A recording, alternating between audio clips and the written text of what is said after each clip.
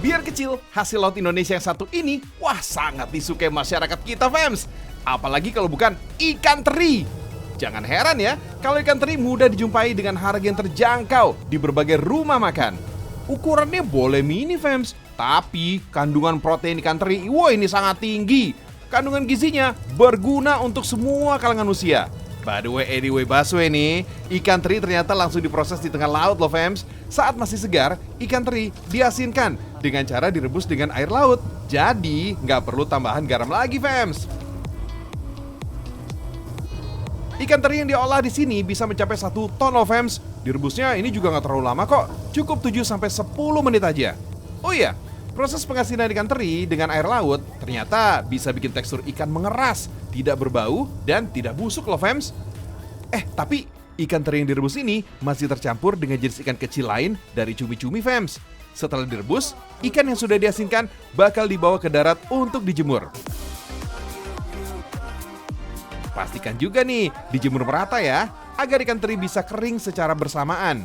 Nah, kalau cuaca lagi cerah begini, proses penjemuran ikan teri ini bisa memakan waktu 3 jam aja, fams. Selain kering, penjemuran ikan teri ini juga bisa mencegah ikan teri rusak dan gak basi. Saat proses penjemuran juga, ikan teri disortir berdasarkan jenisnya, fams. Ada teri nasi, teri jengki, teri nilon, dan teri buntio. Pisahkan juga nih dengan ikan kembung dan cumi yang tertangkap bersama ikan teri tadi ya, fams. Kalau sudah kering, siap nih untuk dijual atau diolah deh.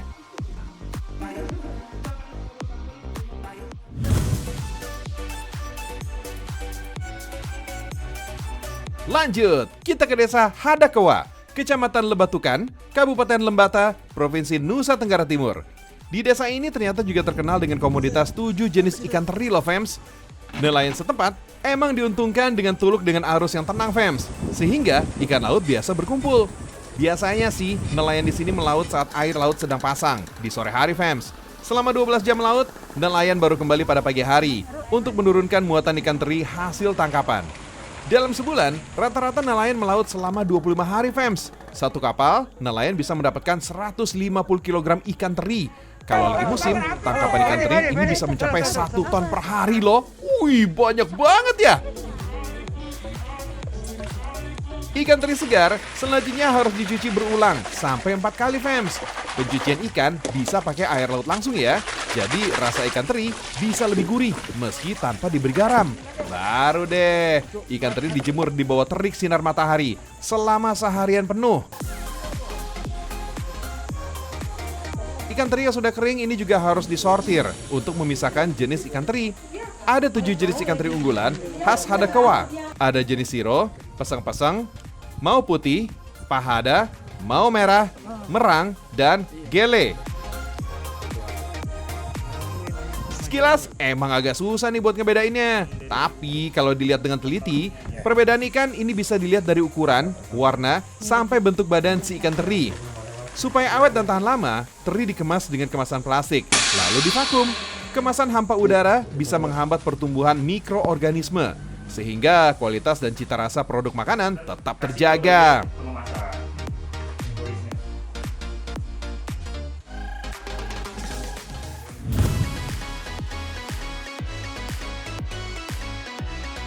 Kecil-kecil cabai rawit, biar kecil jadi favorit.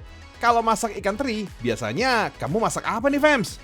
Gimana kalau bikin ikan teri bajak aja nih, fams? Itu loh, ikan teri dipadukan cabai. Sekali coba, dijamin bikin nafsu makan ngegas. Sebaiknya sih, pilih ikan teri Medan yang berkualitas baik, fams. Cirinya bisa dilihat dari warna daging ikan yang putih dan utuh. Jangan lupa bersihkan ikan dari kotorannya. Agar rasanya nggak terlalu asin, ikan teri direndam dengan air, fams.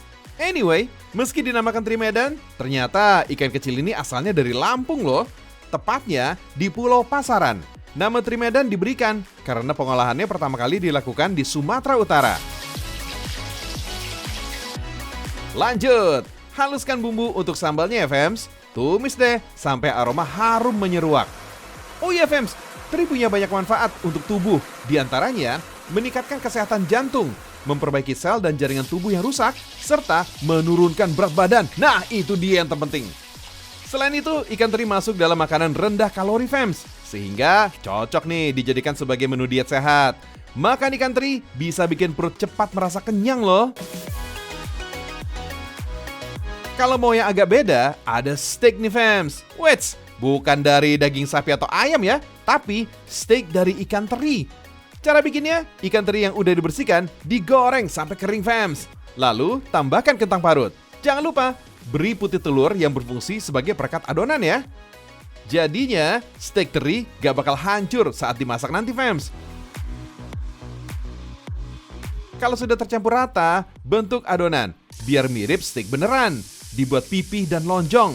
Lalu, masak dengan margarin sampai berwarna kecoklatan. Fams, proses masak steak teri harus hati-hati ya, biar adonan gak hancur dan bentuknya bagus. Kalau udah matang, tinggal sajikan aja deh. Biar gizinya makin lengkap, beri tumis sayuran. Ada wortel, jagung, dan buncis. Tinggal siram aja nih steaknya dengan sambal andaliman. Wah, jadi makin terasa nih ciri khas Medannya. Mantap! Wah, fam, sebentar lagi Idul Adha. Waduh, semua umat muslim in all over the world ya melakukan pemotongan hewan kurban. Baik itu sapi, domba, dan juga kambing ya. Cuma ini penyakit mulut dan kuku ini lagi menyerang beberapa daerah di Nusantara nih, fams. Waduh, cuma tenang aja ya. Sapinya masih bisa dimakan kok, tapi harus dimasak dengan betul. Nah, itu dia ya. Oke, mudah-mudahan ya, insya Allah. Oke, here we go.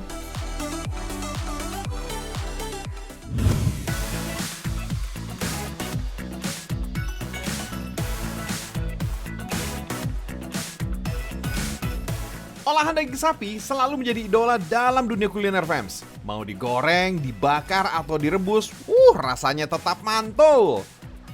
Apalagi kalau pakai potongan daging wagyu dan saikoro. Disantap dengan sambal gami khas Bontang yang pedas menggigit lidah. Aduh, pagi-pagi udah bikin lapar. Giler deh. Kalau ingin mencobanya, coba datang nih ke daerah Peleburan Barat, Semarang. Di sini nih, surganya olahan daging wagyu dan saikoro sambal gami berasal. Di sini nih fams, ada dua jenis daging sapi yang biasa dipakai. Daging wagyu berkualitas khas Jepang dan potongan dadu daging saikoro. Oh ya, kamu udah pada tahu belum? Kalau daging saikoro ini ternyata berasal dari bagian pinggul sapi wagyu loh.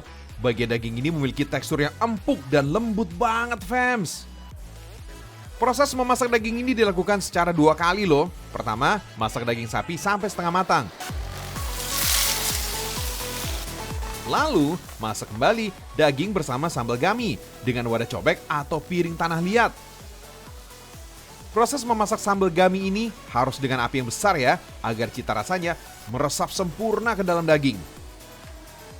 Fams, memasak dengan tanah liat ternyata ini memiliki kelebihan, mulai dari menyeimbangkan rasa dan mengurai tingkat keasaman makanan. Selain itu, memasak daging yang dimasak tidak terlalu kering. Ternyata bisa menjaga nutrisinya lebih baik, fams. Kalau udah matang, tinggal sajikan aja deh. Beuh, juara!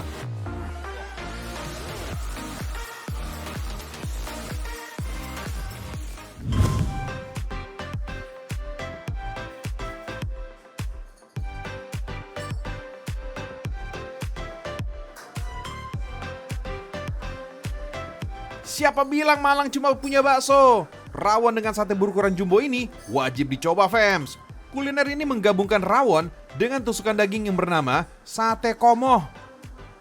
Ternyata bukan masyarakat Jawa Timur aja nih yang bisa kepincut sama hidangan satu ini. Pada tahun 2020, rawon dinobatkan menjadi sup terenak se-Asia versi Taste Atlas. Taste Atlas adalah sebuah situs yang membahas kuliner di seluruh dunia. Oh my wow! Indonesia mendunia.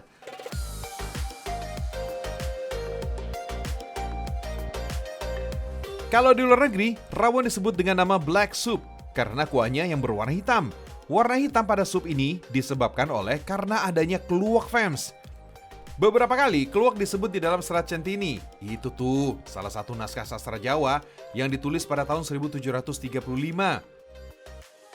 Tanaman dengan nama ilmiah Pangium edule ini merupakan bumbu terpenting dalam rawon. Gak cuma warnanya aja nih yang hitam.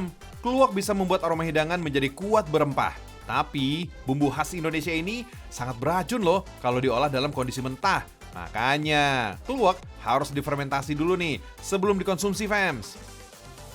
Oh iya, disebut sate komoh karena memiliki tekstur yang cenderung basah karena bumbu merahnya.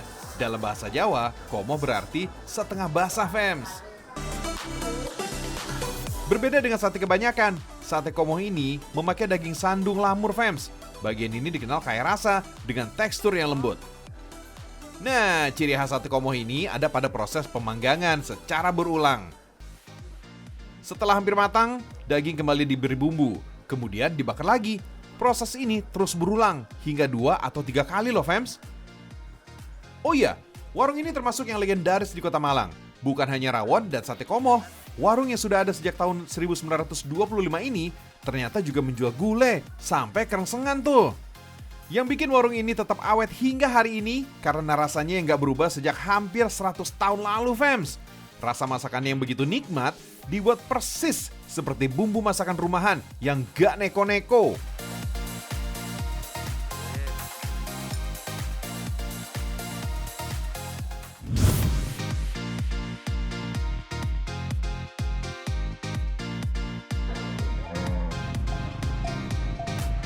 Lanjut, kita ajak nih kamu buat jalan-jalan bareng sapi. Bukan sembarang sapi ya, sapi yang ini bikin kamu pada iri, fams. Anak-anak gaul Jaksel yang ngerasa keren punya motor ceper modifan, minggir dulu bang. Yang suka petantang-petenteng dengan bodi hasil nge-gym, sebaiknya sih ikutan minggir.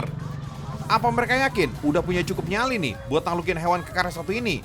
Walaupun cuma sapi, bodinya yang sterek berotot, wah kudu diwaspadai nih, fams. Gak semua orang loh bisa menaklukkan sapi-sapi super ini. Harga satu ekor sapi super bisa sampai ratusan juta, fams. Wah, berasa naik Mercy dalam bentuk sapi nih. Kenalin nih, fams, rombongan unik ini komunitas sapi tunggang dari Provinsi Lampung. Yoi, fams, di Lampung gak cuma gajah doang nih yang keren. Tepatnya di Desa Adijaya, Kabupaten Lampung Tengah. Komunitas sapi tunggang selalu jadi pusat perhatian. Sesuai dengan namanya, fams, bukan kendaraan bermotor apalagi kuda. Di sini justru sapi nih yang ditunggangi. Yakin deh, selebriti Hollywood kelas dunia macam Justin Bieber nih. Wah, ini belum pernah naik nih yang beginian nih. Komunitas sapi tunggang dari Desa Adijaya mulai digandrungi saat awal era pandemi mulai menghampiri, tepatnya di tahun 2021 lalu. Hampir setiap akhir pekan, para anggotanya ini siap membawa sapi-sapi super mereka buat kopdar alias kopi darat. Kalau udah pada ngumpul gini nih, hebohnya, gak ada lawan, fams. Fams, gak cuma ditunggangi. Sebagai hewan ternak, sapi juga butuh dipelihara. Apalagi untuk sapi super dengan harga yang bisa mencapai ratusan juta ini. Perawatannya, wah udah kayak anak sendiri, fams. Mandi setiap hari atau minimal 2 kali sehari, ini udah wajib dijalani. Membersihkan kandang dari kotoran ini juga nggak boleh dilewatkan. Ingat, fams, kata orang tua dulu, kebersihan sebagian dari iman. Nah, di sini, fams, beragam jenis sapi super tersedia. Mulai dari sapi limusin, sapi Brahman, sapi simental, dan masih banyak yang lainnya dengan bobot bisa sampai 1 ton lebih per ekornya. Wah! Bukan cuma sapi super aja, fams, yang bisa ditunggangi. Aneka jenis sapi pedaging juga bisa kok dilatih untuk ditunggangi. Rata-rata butuh waktu 10 hari sampai 1 bulan untuk sapi benar-benar siap dinaiki. Kalau udah jadi sapi tunggang, otomatis harganya jadi tinggi. Jadi penasaran nih, emang apa sih bedanya sama sapi biasa? Banyak perbedaannya, bang. Kalau yang kayak yang ini, kemarin belum ditunggangin, cuma harga 15 juta. Seusai dia jinak bisa ditunggangin bisa nyampe 22-25 juta. Karena istimewanya sapi itu. Coba bayangin, sapi pedaging biasa yang udah jinak ditunggangi aja, harganya bisa naik hampir 2 kali lipat. Apalagi jenis sapi super yang harganya dasarnya aja ini seratusan juta. Bisa panen cuan nih, fams. Rumah peternakan hewan di Desa Adijaya, Kecamatan Terbanggi besar ini, punya lebih dari 250 ekor sapi kualitas terbaik. Dari sapi super sampai sapi pedaging semua ada di sini. Biasanya sapi pedaging dari Lampung Tengah ini dipasok ke berbagai penjuru di Pulau Jawa dan Kota Palembang. untuk kebutuhan personal maupun industri makanan tingkat nasional. Wah, keren banget, fams! Otomatis, gak cuma kebersihannya aja yang terjaga, tapi kesehatan kondisi fisik sapi juga harus selalu terjaga dengan baik. Puluhan kilogram pakan dari dedaunan hijau sampai pakan konsentrat diberikan setiap hari. Bahan komposisinya aneka rupa, mulai dari ampas tahu, ampas singkong, dan lain sebagainya. Emang fams, untuk mendapatkan sapi kualitas baik, terutama yang bisa jinak ditunggangi, perawatan dan makan juga jadi faktor pentingnya.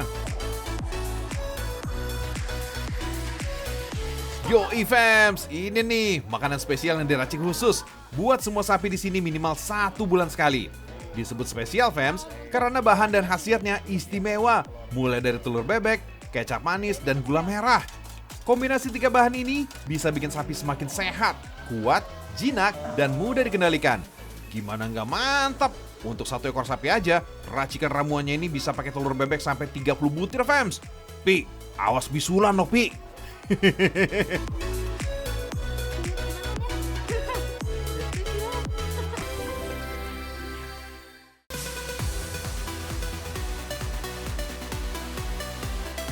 Kalau dirawat dengan baik begini, sapi-sapi jadi bisa terhindar dari wabah penyakit mulut dan kuku fams. Semoga aja wabah yang menyerang hewan ternak segera punah.